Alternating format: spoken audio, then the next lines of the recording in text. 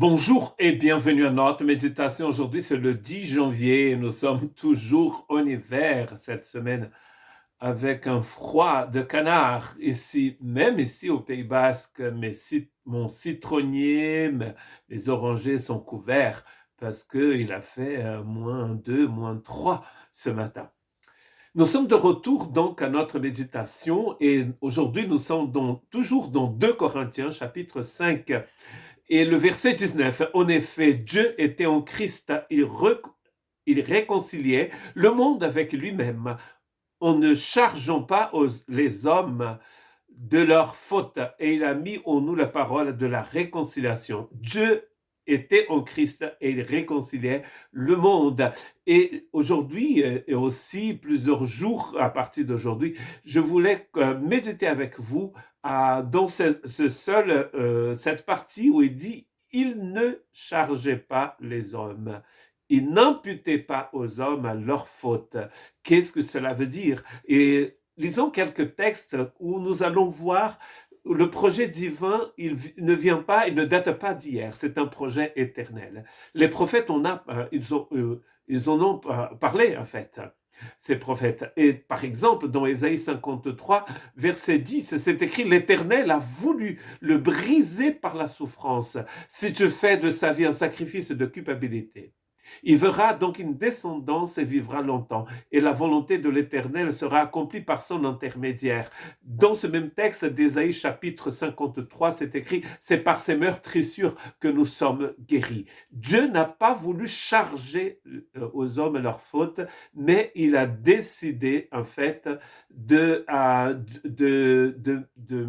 charger la faute de toute l'humanité sur son fils. Mais son fils, il est en accord, il est d'accord avec cela. Il va prendre sur lui notre faute. Nous avons vu dans la méditation du 9 janvier, donc d'hier, que le Christ a bu en fait notre malédiction. Il a pris sur lui. C'était volontaire. Nous voyons déjà dans Jean chapitre 1, quand Jean-Baptiste voit Jésus, Jean-Baptiste dit ceci, donc c'est écrit dans Jean 1, verset 29, le lendemain, il vit Jésus s'approcher de lui et dit, « Voici l'agneau de Dieu qui enlève le péché du monde. Il enlève le péché du monde. Agnus Dei qui tollis peccata mundi. » Ça fait beau, je trouve que c'est beau en latin. Donc, il enlève le péché du monde. Jean-Baptiste, inspiré par le Saint-Esprit, il reconnaît, quand il voit Jésus qui rentre en scène, c'est le début, le départ, selon Matthieu 4, Luc 4 aussi, c'est le départ de son ministère. Jésus arrive pour son baptême, ensuite il va être conduit dans le désert, et à ce moment-là, quand il rentre en scène, Jean-Baptiste dit ceci, « Voici l'agneau de Dieu qui enlève le péché du monde. » Alors, vous allez lire dans l'Ancien Testament la place de cet agneau qui prophétisait par les sacrifices dans le tabernacle, dans le temple, même avant le tabernacle, cet agneau qui meurt à la place des gens, en fait. Et Jean-Baptiste va reconnaître que cet agneau, c'est le Christ. Dans toujours Jean 3, verset 16, un texte très connu de tous. En effet, Dieu a tant aimé le monde qu'il a donné son Fils unique, afin que quiconque croit en lui ne périsse pas, mais qu'il ait la vie éternelle. Nous disons souvent que Jean chapitre 3, verset 16, c'est un texte qui explique bien ce que c'est que l'amour. Ici, l'amour agapé. L'amour divin. C'est ce même amour dont Paul, dans Romains 5, 5, nous dit qu'il a été déversé dans notre cœur par le Saint-Esprit. Et c'est pour cela, d'ailleurs, il dit que notre espérance ne trompe pas.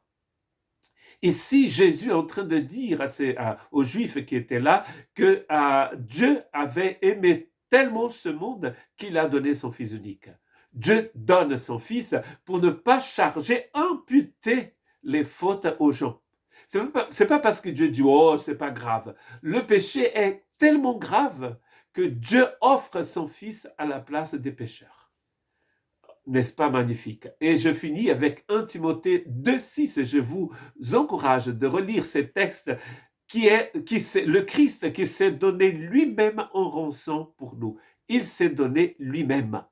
Quand on dit que le Christ c'est une victime expiatoire, c'est dans le sens de victime expiatoire de l'Ancien Testament. Mais ça ne veut pas dire que Jésus était la victime d'une injustice. Il s'est offert, il s'est donné. Dans Jean 3,16, c'est écrit que Dieu a donné son Fils unique. Ici, Paul, écrivant à Timothée, dit que le Christ s'est donné lui-même en rançon. Il a pris notre place, il a pris ta place.